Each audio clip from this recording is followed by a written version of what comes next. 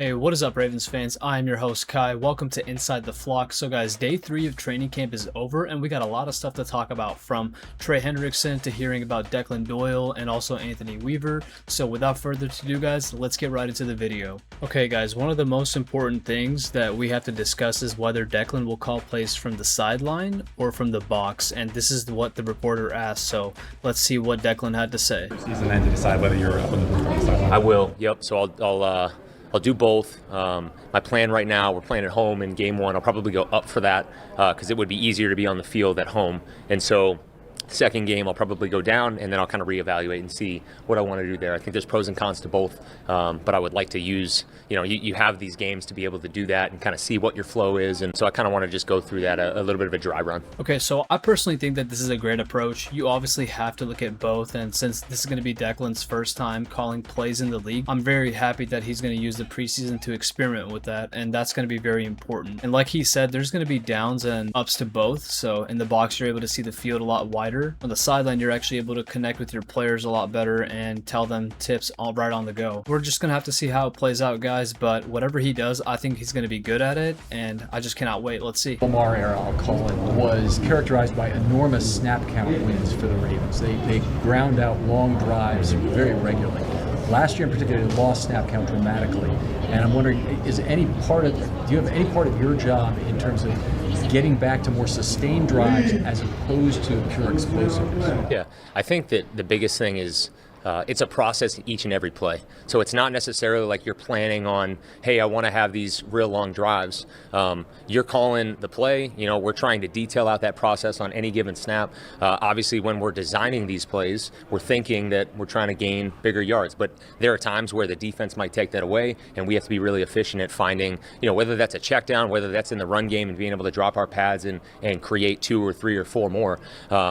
Those things don't happen. Like that, those things aren't planned. Like, it's not like we go into a drive and we're like, hey, let's make this a 12-play drive. It just happens sometimes. But you got to be able to do both. You have to be able to go out and be explosive. You got to be able to, if the defense is saying, hey, you're not going to throw it over our head, you got to be efficient and be willing to take the profit on those downs. So I do agree with Doyle that you should be able to do both, but I also think that if you go into the game with a game plan that I want to have longer drives and wear out this defense, that's obviously better. We don't always want to have 2 to 3 flash plays, guys, because I think that was a part of the reason that we lost a lot last season, which was that yes, we were scoring a lot, but we didn't have any sustained drives where it was going to wear out the defense. And if a defense is only out there for like 3 or 4 plays, they're going to be ready to go again versus having 10 to 12 play drive and just getting wore down over and over again slowly. In my opinion, that's a lot better, and that's how football should be played. And Doyle addressing that Lamar's pre-snap motions and how he's able to do a lot is actually great, guys. Obviously, we do need that versatility in the offense. I think that's going to be great. Lamar being able to be in pistol, under center, and also in the gun formation, it just gives a lot of defenses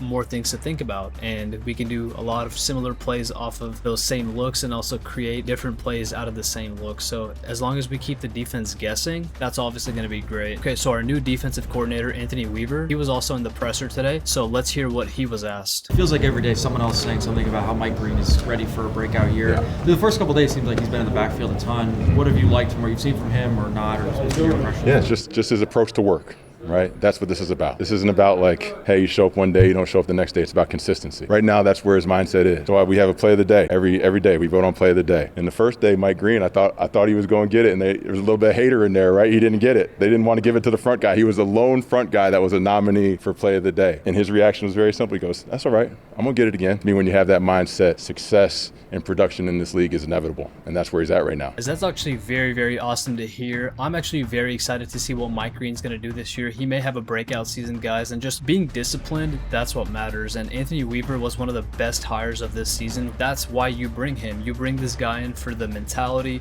for the discipline, and for the culture that he creates for the Ravens. And that's what I love about him. And I absolutely cannot wait to see what this defense has cooking this year. Okay, guys, and also Trey Hendrickson. Anthony Weaver had a lot of things to say about him, so let's see what he said about Trey Hendrickson, guys. I've been saying with Trey, his work ethic just stands out in what he does. Yeah. How do you think that also, by what he does in terms of he sets, kind of maybe rubs off on some of the other players as well? You hear it all the time. It's so cliche, right? But we talk about iron sharpening iron.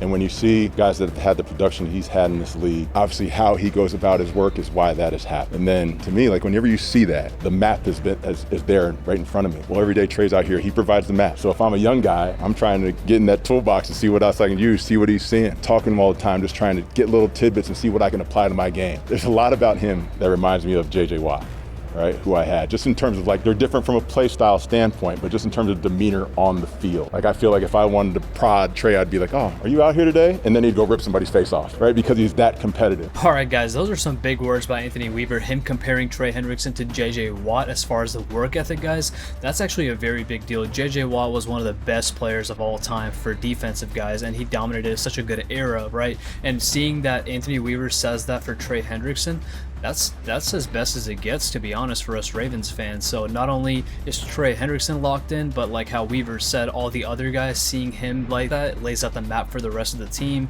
and that's exactly what we need, guys. Iron sharpening another. I am so freaking excited for this defense, guys. We're about to cook. The mentality in the locker room echoes, guys, right? We have to have a defense that we are used to back in the day with Ray Lewis, Ed Reed, Terrell Suggs, and that's the culture that I'm hoping that they're trying to create, is that old Ravens tough pack hunting defense. That's what we were used to seeing, and that's what I want back, guys. So hopefully we can get back to that. Now let's actually hear from the man Trey Hendrickson himself. This is his presser, so let's get into it. So far, how would you kind of describe Jesse's coaching style?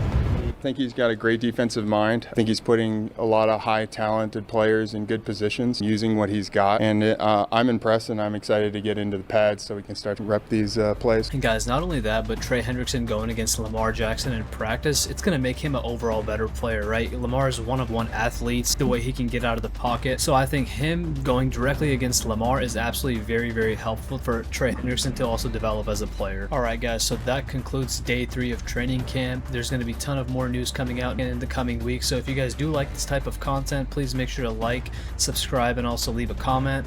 And I'm just going to be very excited for these incoming days, guys. Anthony Weaver had great things to talk about. Trey Hendrickson had a lot of praises, and very, very excited to see Declan Doyle's offense in action. So preseason's almost right around the corner, guys. That's going to be it for me. Ravens flock, we out.